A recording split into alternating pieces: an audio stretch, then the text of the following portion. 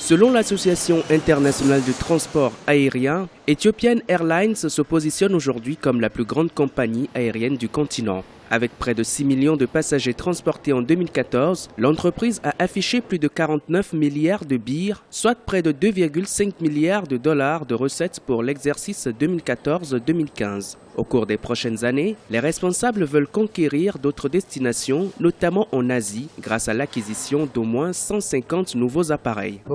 Nous envisageons la possibilité de desservir Jakarta en Indonésie, Ho Chi Minh au Vietnam et d'autres points en Inde et en Chine. Nous avons prévu 43 milliards de birrs éthiopiens en 2015, mais notre chiffre d'affaires est passé bien au-delà. Tout ceci a été possible grâce aussi au concours d'Exim Bank. C'est pour nous un important outil financier et nous travaillons depuis près de 40 ans avec cette banque d'import-export. C'est pour cela que nous sommes affectés par sa fermeture aux États-Unis. Nous en avions d'ailleurs parlé au président Obama il n'y a pas longtemps.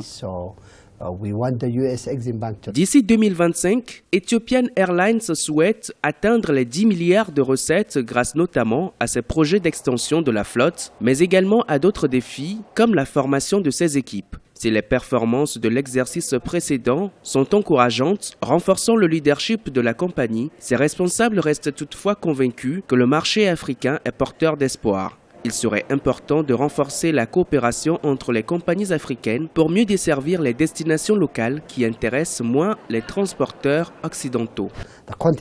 L'Afrique est encore mal desservie et la part de marché est biaisée en faveur des transporteurs non africains. Donc nous croyons fermement que l'Afrique devrait renforcer son secteur de l'aviation, investir dans les compagnies aériennes autochtones créées, détenues et gérées par les Africains eux-mêmes.